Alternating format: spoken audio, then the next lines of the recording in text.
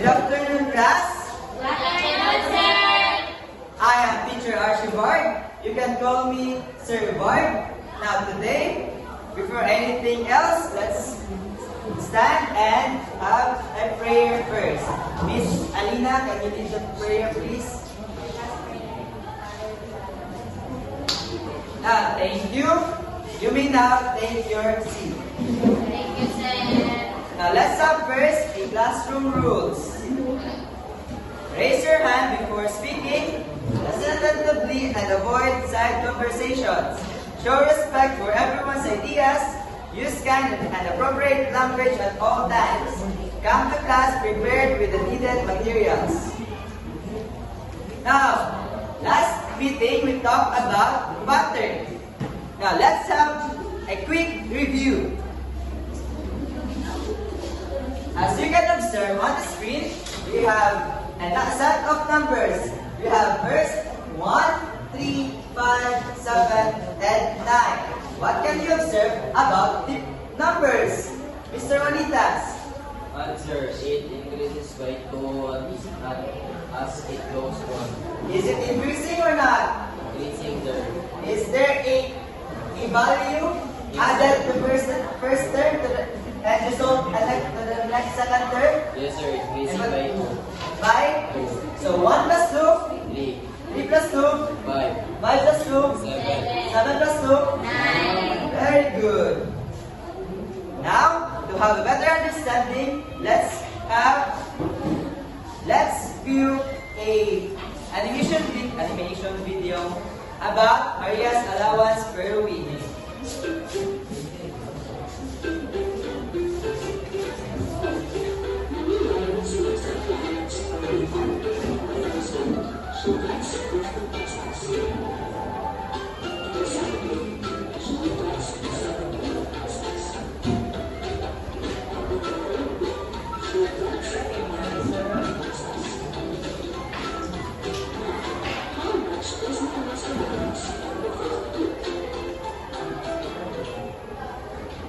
Now, based on the video, did you understand the video?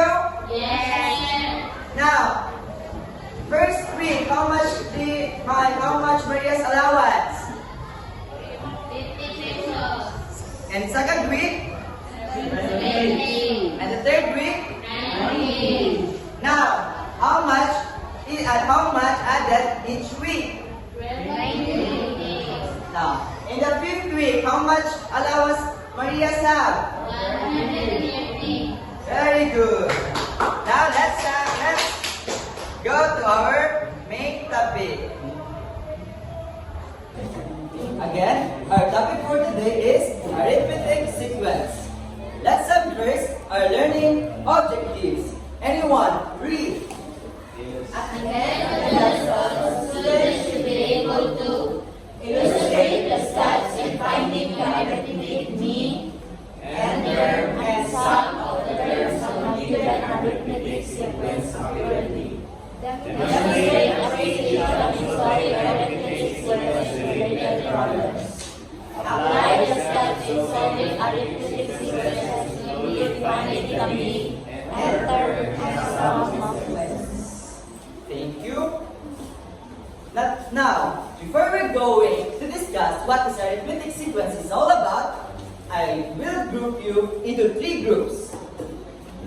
This is the first group. This one is the second group. See, first group, second group, and third group. Now, I want you to pick randomly.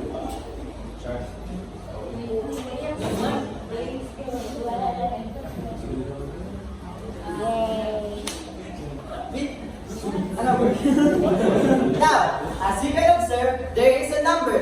That number corresponds to this.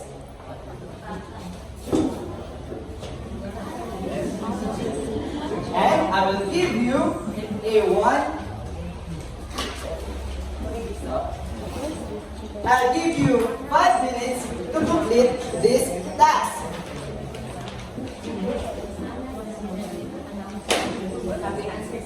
No, just answer.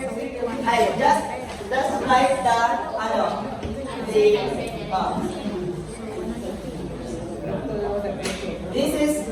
1, this is for the group 2, and this is for the group 3. Your timer starts now.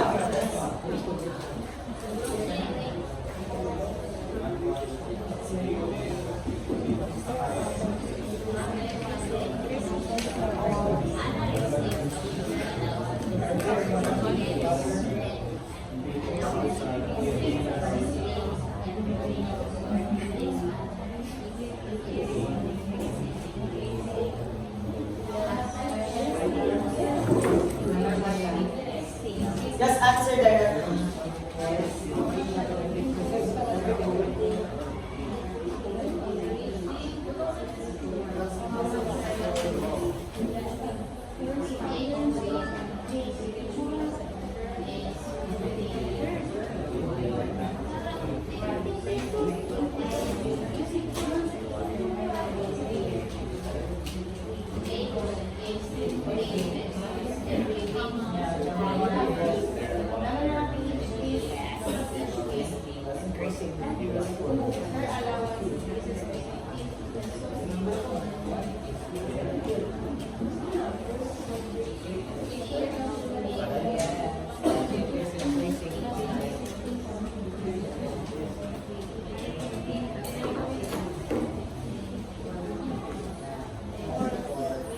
Are you done?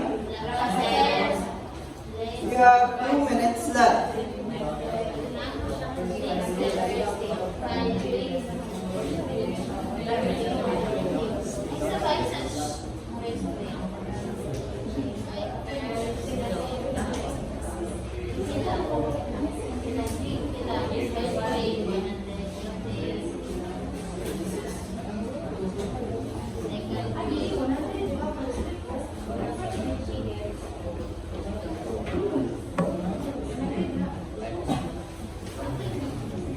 One minute left.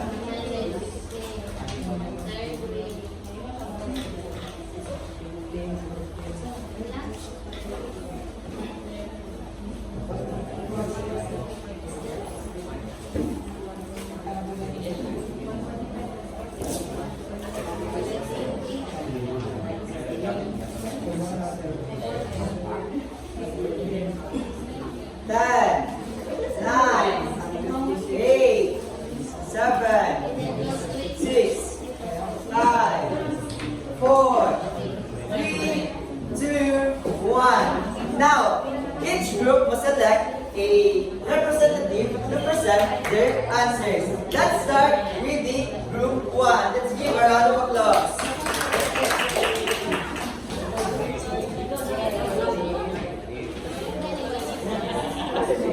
So for the group 1, a company gives an annual salary increase of 2,000 pesos. If the starting salary is 15,000 pesos, question, is there a pattern? Is it increasing or decreasing? So yes, it is increasing. So question number 2, how much salary increase does the company give annually? So our answer is 2,000 pesos. So these the first 5 terms of the salary. So we are in the 15 term, 15, 17, 19, 21, and 23. So fourth is find the salary in the 8th year. So we have Nanashine salary of 29,000 pesos. Very good. All your answers are correct. Let's have a round of applause. Now let's proceed to group 2.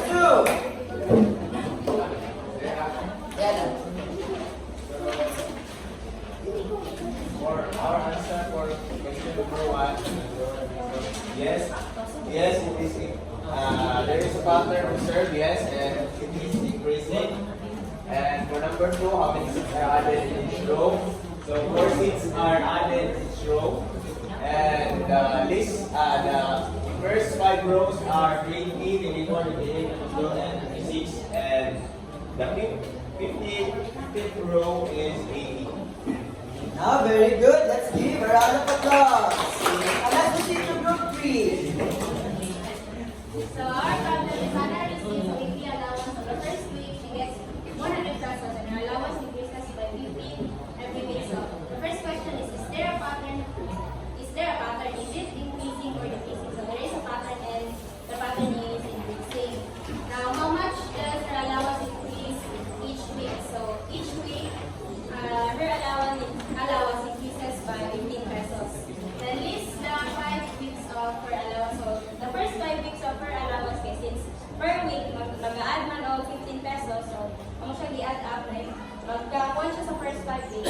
magka-allowance of 160. And lastly is how much would she receive on the 12 weeks.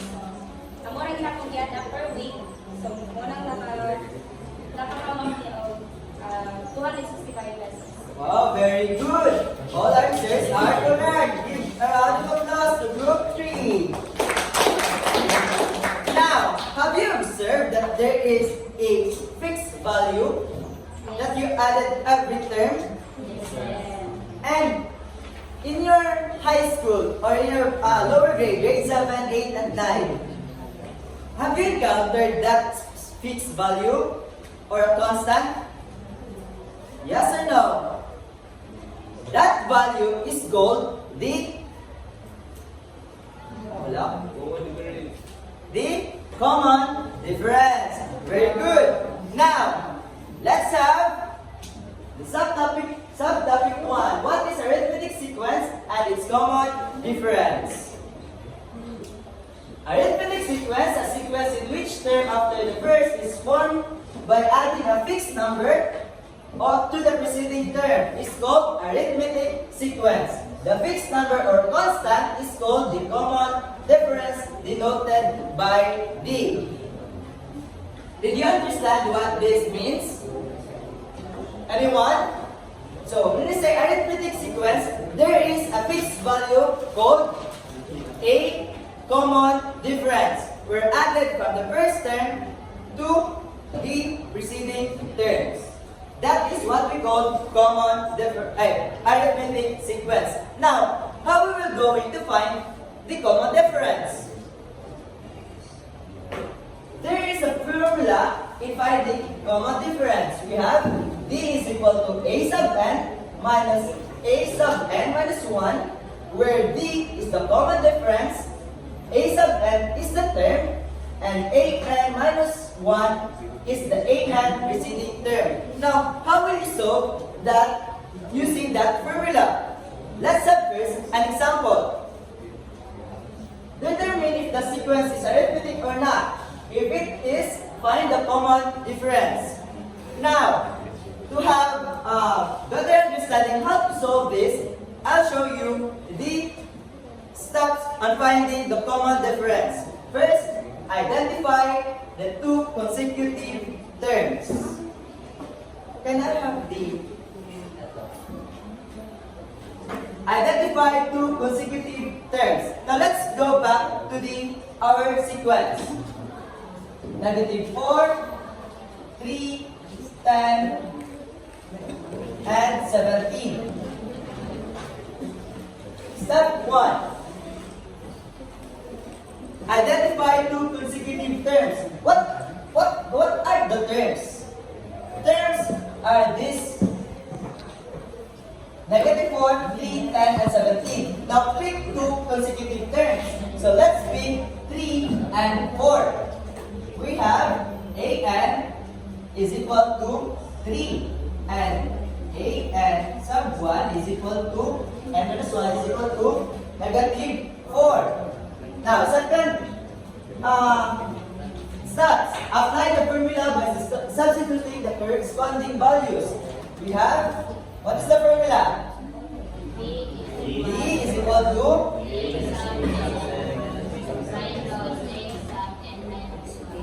now let's substitute an. What is an? What is an sub n minus 1? Now, what is the answer? This the last step is to simplify your answer. What is the answer?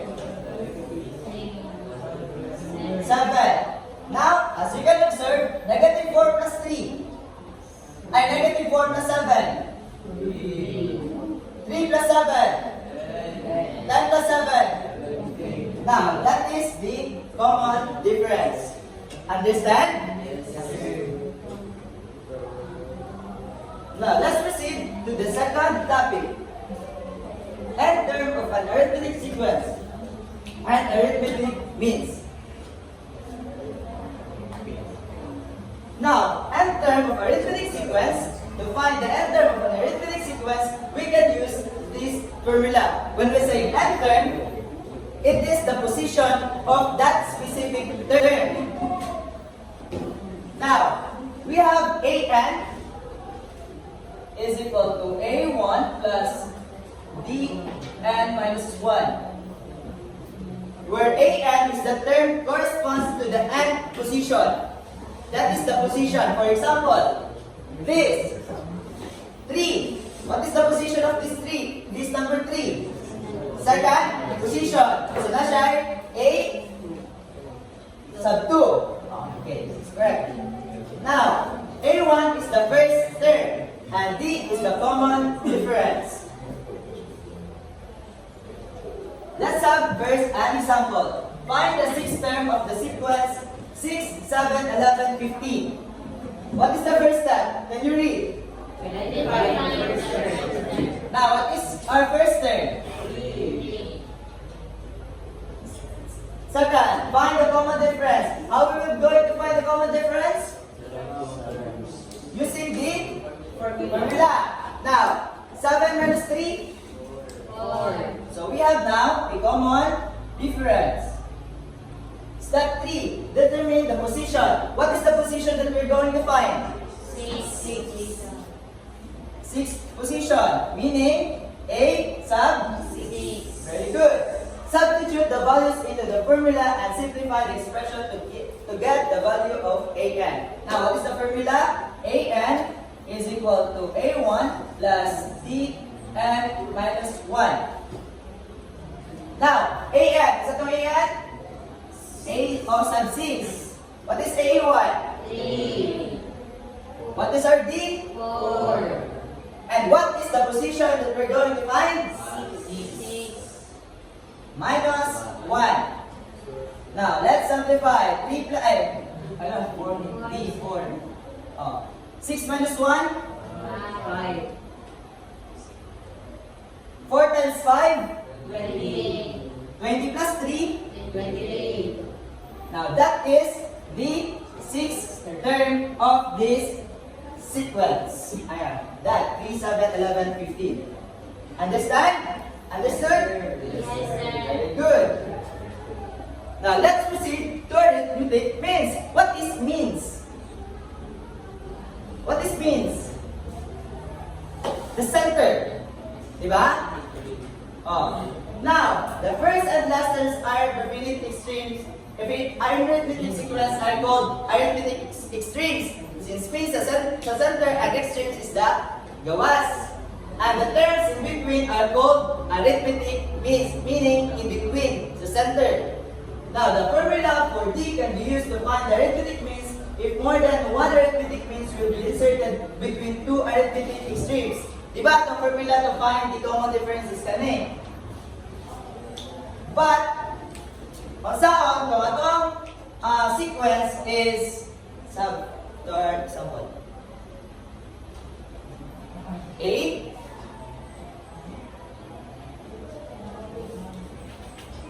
and 14. What are the extremes? What are the extremes? What are the extremes? Now, let's find how many means we're going to find. Now, how to find that means. First, identify the given last term. What is the last term? 40. What is the first term? 8. Our N, pangkapilang ito. Pangkapilang na eh. 4. And itong K, pangkapila si K.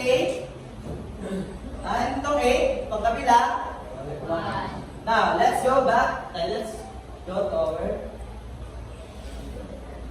So, the common difference using the formula given.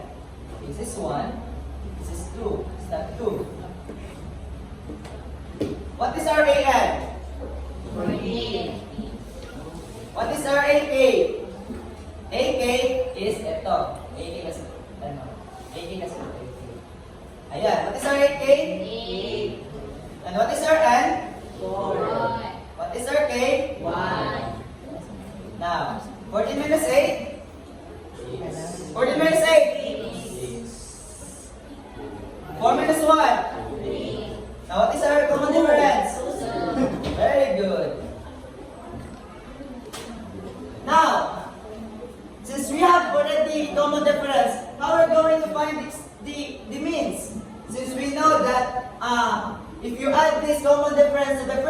then you get the second term.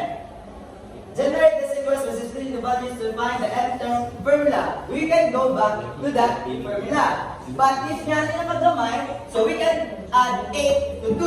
So 8 plus 2. 10 plus 2. And 12 plus 2. Now what is our means? 10 and 12. Did you get that how to find the means? Very good. Now, we have the last topic. Finding the sum of the first nth terms of an arithmetic sequence. What is sum? What is sum? Total. Sum of the first nth terms of an arithmetic sequence. In getting the sum of the terms of an arithmetic sequence, we will be using any of the following formula. So you can observe these are the two formulas. First formula, if the first and last term are given. And Sn, the second formula, if the last term is not given. What are the example of last term is not given? There have, we will call the finite and infinite sequence. Pag infinite, we have last term is not given. Very good. Now, where S of n is the sum of the first n terms, A sub 1 is the first term, and D is the common difference. Let's have an example. So, the arithmetic sequence is 4, 6, 8, 10, 12. Find the sum. As you can observe, N, ilang kasakabok? 1, 2, 3, 4, 5. A1, what is our A1? And what is our AN? So 4 plus 12 times 5? 80. Divided by 2? Now, that is the sum of the sequence. Nasabtan ninyo? Saan pagkuha? Nasabtan? Nasabtan ninyo saan pagkuha? The sum? Now, let's proceed to our activity. Think and plan. Dun, dun, dun, dun. Show the complete steps in finding the common difference, enter, means, and sum of the sequence. Write your solutions clearly on a cartolina and present them by group. Now let's have with the same group. Group 1, the same group nito. Isang group 2.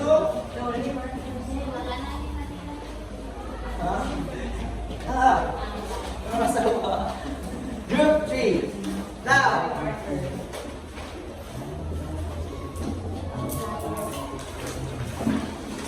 Now, this is the sequence for group 1, and for group 2, this is, and group 3, Manila sequence.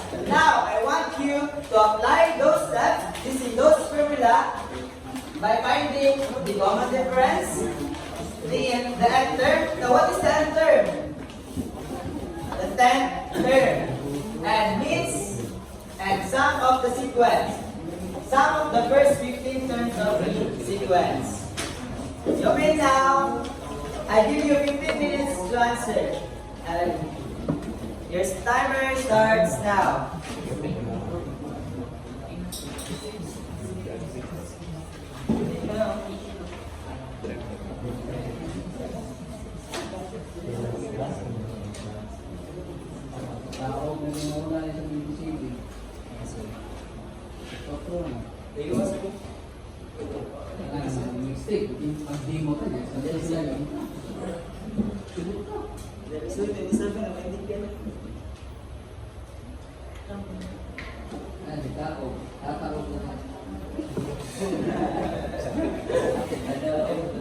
Ang importante makadimo, kaya kinalasan yung hirap at init o.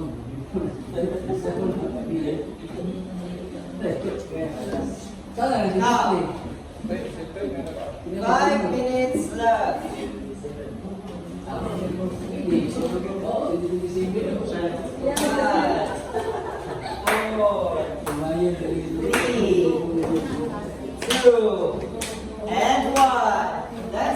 Let's have have first the group 1. So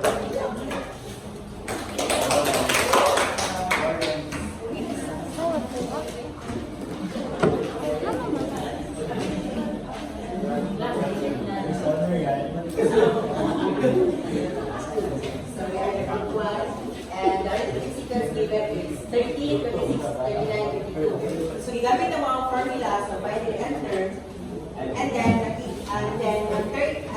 based on the solution, that term now is 130. Very good. Yes, kita baka How about group 2? Group 2. Group 3. Group 3, sir. Go, group 3. Group 3. Sige, group 3. Group 3.